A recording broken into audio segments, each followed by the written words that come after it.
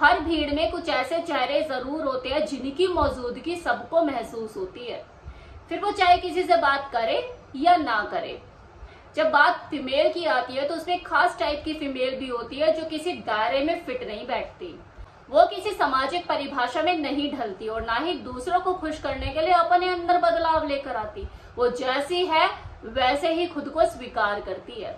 वो खुद की सोचती है, खुद की सुनती है, खुद की बनती है। इसे ही कहते हैं सिग्मा फीमेल। वो अपने अकेलेपन से घबराती नहीं, बल्कि उसी से ही उसे शक्ति और शांति मिलती है।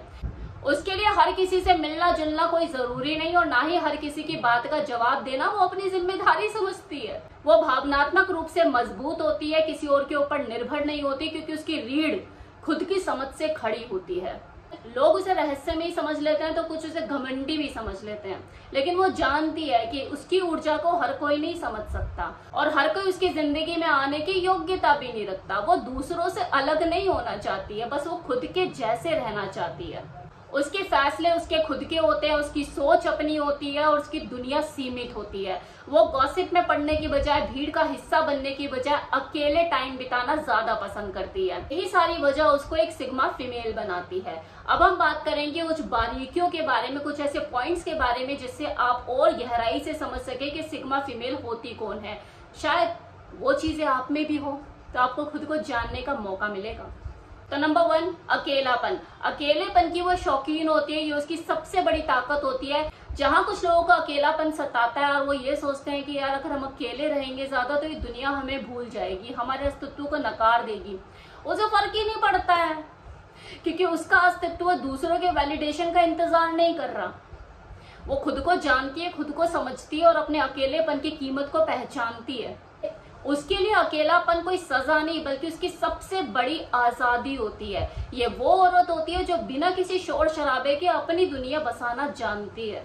नाउ सेकंड पॉइंट, वैलिडेशन की जरूरत उसे बिल्कुल नहीं पड़ती। कुछ लोग होते हैं ना जिन्हें अपने ऊपर विश्वास नहीं होता और उन्हें बस ये रहता है कि यार ये मुझे एक बार बोल दे कि हाँ मैं अपनी जगह सही हूँ, या वो मुझे प्रूव कर दे कि हाँ मैं सही चल रहा हूँ, मैं सही कर रहा हूँ, तो मैं आगे इस काम में बढ़ूं। तो ये वाली चीजें उसके साथ नहीं होती।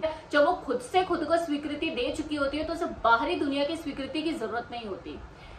उसके लिए वैलिडेशन सिर्फ एक बाहरी आवाज है, लेकिन उससे ज्यादा महत्व वो अपने अंदर की आवाज को देती है। लोगों से कम बातचीत कई बार लोगों की नजरों में उसे घमंडी बना देती है, जबकि सच्चाई तो ये है कि वो हर किसी से बात करना जरूरी समझती ही नहीं है। वो सिर्फ उन लोगों से बात करना जरूरी समझती है जिससे उसकी दिमागी सोच, उसकी मेंटल वेवलेंथ मैच करे, क्योंकि वो जानती है कि उसकी ऊर्जा कितनी कीमती है और वो अपनी इस ऊर्जा को ऐसे ही खर्च नहीं करना चाहती उन लोगों पर जो उसकी समझ बुद्धि से मैच नहीं खाते। अच्छी तरह से इस चीज को समझती है कि लोगों की राय परिस्थितियों के हिसाब से बदलती रहती है। भाई उन लोगों के बारे में इतना क्या सोचना जो चाय में मक्खी गिरे तो चाय उठाकर फेंक देते हैं, और अगर देसी घी में मक्खी गिरे तो मक्खी निकाल कर फेंक देते हैं और देसी घी यूज कर लेते हैं। मतलब उनका देसी घी दूषित नहीं हुआ। तो परिस्थिति के हिसाब से जिन लोगों के विचार, सोच किसी के लिए बदल जाते हैं तो उनके बारे में इतना क्या सोचना, इसलिए वो अपने निर्णयों से चलती है, ना कि दूसरे के वैलिडेशन। उसे अपनी पीठ थपथपाने वाले लोग चाहिए ही नहीं, क्योंकि उसकी रीढ़ की हड्डी पहले से ही मजबूत होती है। Third point is unpredictable. कुछ लोगों को देखकर, उनसे बात करके कुछ ही देर में यह अंदाजा लग जाता है कि हाँ इसका व्यवहार कैसा है, इसका स्वभाव कैसा है, ये कैसा होगा या कैसी होगी। लेकिन जो सिग्मा फीमेल है, जब जब आप इसे समझने की कोशिश करते हैं ना, आप और ज्यादा उलझते चले जाते हैं। कभी आपको वो कैसे लगती है, कभी आपको वो कैसी लगती है, कभी बहुत अच्छी लगती है तो कभी सुलझी हुई लगती है कि यार इससे ज्यादा, इससे बढ़िया तो कोई है ही नहीं, तो कभी उतनी ही ज्यादा उलझी हुई। तो वही उसका दूसरा स्टेप, उसका लिए गया कोई निर्णय आपको इस तरीके से चौंका देगा कि आपको समझ ही नहीं आएगा कि यार मैं इसे समझ भी पाया था या नहीं, या मैंने कहीं गलती तो नहीं कर दी, ये वही है या कुछ और है। मतलब इतने शेड्स होते हैं उसके खुद के व्यक्तित्व में कि आप उसे समझ नहीं पाएंगे। ग्रे शेड्स वो खुली किताब जैसी दिख सकती है, लग सकती है, लेकिन जब उसे कोई पढ़ने बैठेगा तो वो कंफ्यूज होता चला जाएगा, क्योंकि उसके जो लिखे हुए अक्षर है वो आपको धुंधले नजर आएंगे। अनप्रेडिक्टेबल होती है, रहस्यमयी होती है, और जितना आप इसे समझने की कोशिश करते हैं उतना ही आप उलझते चले जाते हैं। अगर उसे लगे कि अब उसे अपने जिंदगी में बदलाव की जरूरत है तो वो बिना डर के अपने मूव्स बदल लेती है, और लोग उसके व्यवहार को कुछ भी नाम दे देते हैं। क्या है तो पागल है, समझदार नहीं है, समझदारी तो ढिल्ले भर की नहीं है इसके अंदर। तो ये हो सकता है, इसमें कुछ गलत नहीं है। अगर वो ऐसा सोचते हैं तो इसमें कुछ गलत नहीं है, क्योंकि उसकी खुद की लाइफ अनप्रिडिक्टेबल है और वो रिस्क लेने से बिल्कुल नहीं घबराती।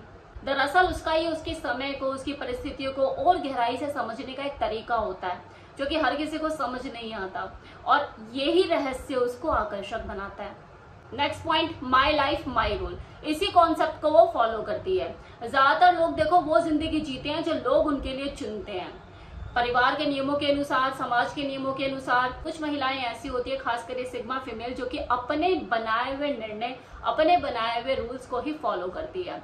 वो किसी से नहीं पूछती कि उसे क्या पहनना है, किससे बात करनी है, किससे दोस्ती करनी है, उसे अपनी जिंदगी कैसे जीनी है और किसके साथ जीनी है। इस तरह की महिलाएं सामाजिक और पारिवारिक ढांचे में फिट नहीं बैठती, इसलिए उसकी कोशिश भी यही रहती है कि उसके जैसा कोई दूसरा ना बने। जीना मुश्किल हो जाएगा उसको, वो जिएगी कैसे? ये समाज तो बैठा है ना उंगली उठाने के लिए 2-2 मिनट में, तो सवालों के जवाब ही देती रह जाएंगी वो तो जिंदगी भर। इसलिए वो दूसरों को अपने जैसा बनने के लिए मोटिवेट भी नहीं करती हो, बल्कि दूसरों से दूरी बना के रखती है कि भाई मेरे प्रभाव में ना आ जाए कोई। क्योंकि ये जो लाइफ है ना, ये बहुत संघर्षपूर्ण, चुनौतीपूर्ण होती है। इतनी चुनौतीपूर्ण कि अगर भूकंप भी आएगा ना, कोई नेचुरल क्लैमिटी भी होगी, तो आपके ऊपर इल्जाम लगा दिया जाएगा कि तू जिम्मेवार है। खुद की आजादी अगर उसे किसी रिश्ते में ना मिले तो वो उस रिश्ते में ज्यादा दिन नहीं टिकती है। दूसरों को खुश करने के लिए अपने जिंदगी जीने का तौर तरीका, ढंग वो नहीं बदलती है। वो दुनिया समाज के थोपे हुए नियमों को नहीं मानती है, वो सिर्फ उन नियमों को मानती है जिसे उसकी आत्मा स्वीकार करती है, जो उसकी सोच और उसके व्यक्तित्व से मेल खाते हैं। ड्रामा गॉसिप से वो दूर रहती है। आजकल के लोगों को जानते हो रस किस में आता है यार, किसकी जिंदगी में क्या चल रहा है, किसको कहाँ देखा, किसने उस दिन क्या पहना था, कौन कहाँ जा रहा है, किसके घर में लड़ाई हो रही है, किसके घर में क्या नया आया, किसने कब नई गाड़ी ली, किसके बच्चे बिगड़ रहे हैं, किसके सुधर रहे हैं, किसकी नौकरी चली गई। इन सब बातें करने में उनको सबसे ज्यादा रस आता है। शायद उनकी जिंदगी में खुद में रस नहीं होता, इसलिए वो दूसरों की जिंदगी में रस ढूंढते हैं। तो इन सब चीजों से जो सिग्मा फीमेल होती है खुद को दूर ही रखती है, क्योंकि वो चाहती है उसके मानसिक वातावरण में फालतू का कचरा ना पनपे और वो शांत और साफ सुथरा रहे। Next is emotionally independent. बहुत से लोग अपनी भावनाओं के लिए दूसरों के ऊपर निर्भर रहते हैं। यार कोई मुझे मेरी पीठ को थपथपा दे, कोई मुझे सुरक्षा का आश्वासन दे, कोई तो मेरे को आके प्रोत्साहित करे, या कोई तो मिले जिसके कंधे पे सर रख के रो सके। वही जो सिग्मा फीमेल होती है वो इस तरह की उम्मीदें किसी से लगाती ही नहीं। जो उम्मीद के लायक ना हो उसके ऊपर तो बिल्कुल नहीं लगाती। भाई संभालेगा तो तब आके ना कोई, जब वो अपना दर्द किसी को दिखाएगी। वो अपने दर्द को खुद समझती है, खुद संभालती है और खुद खड़ी होती है। उसे किसी की जरूरत नहीं कि कोई आकर उसे संभाले, उसे सांत्वना दे, उसके आंसू पूछे। हाँ, अगर वो किसी को अपनी जिंदगी में शामिल करती है तो ये उसकी पर्सनल चॉइस हो सकती है, जरूरत नहीं।